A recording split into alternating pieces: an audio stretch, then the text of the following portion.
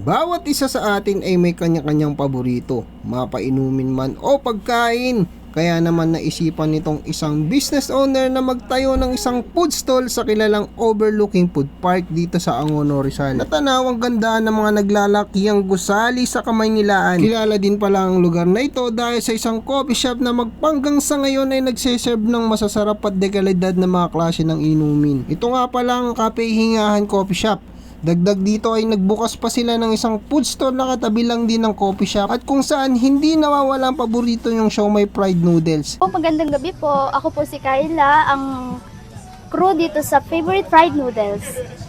Nandito po siya katabi ng Cafe Hingahan at umorder po si Sir ng isang fried noodles overload. Sa overload po natin, meron pong kikiam, meron Shanghai, meron 5 pieces na siomai, isang egg. Lahat na po ng toppings na nakalagay po sa meron na po siya dito. Ang special fried noodles ay located nga pala sa Harmony Homes, Barangay San Isidro, Angono, Rizal. Bukas sila araw-araw mula 4 PM hanggang 12 midnight. At sa mga hindi pamilyar sa lugar na ito, ang landmark po pala nito ay Aurora Shell, Barangay San Isidro, Angono, Rizal. At para mapadali ang pagpunta nyo dito ay searchable naman siya sa Google. Type nyo lang yung Cafe Hingahan at lalabas na yung direction papunta dun sa tindahan.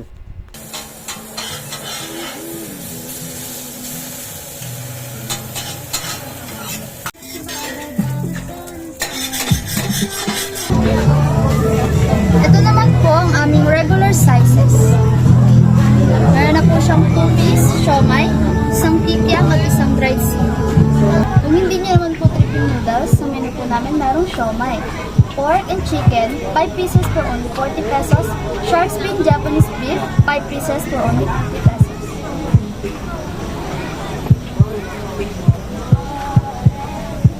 Paborito ko talaga tong fried noodles kahit saan mang food park ako mapunta.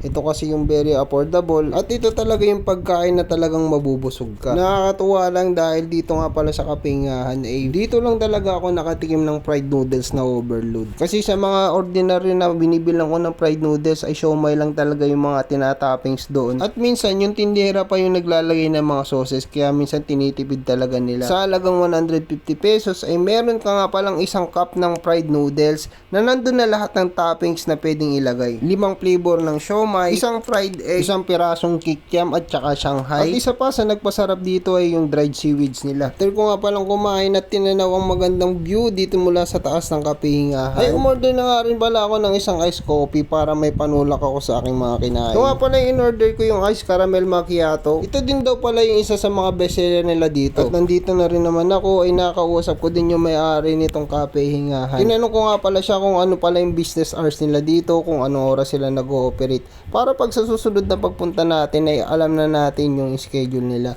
Bali po nagsiserve po kami ng frapp, iced coffee, milk tea, hot coffee, and mga non-coffee po na chocolate at matcha. Hours po namin is 5 AM hanggang 12 midnight po kami.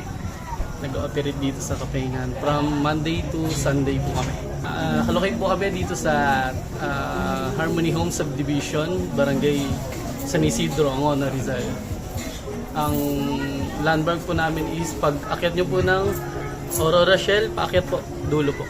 Sa mga nais magpunta nga pala dito sa may Cafe Hingahan ay expected nyo na pala na mayroong additional charge for the parking fee at bayad sa gate pass dahil nasa loob nga pala ito ng subdivision. At bago kayo pumarada ay i-secure nyo lahat ng mga mahalaga yung gamit pati na ang inyong motor. Talagang mag-i-enjoy ka nga pala dito sa tanawin na ito at marami din po kayong pwedeng pagpilian ng mga kainan dito sa lugar na ito. Pero syempre unahin nyo muna yung Cafe Hingahan tsaka yung special fried noodles na matikman. Isa pa nga pala dito sa mga the best dito sa Cafe Hingahan ay meron pala silang charging station kapag lobat ng inyong cellphone.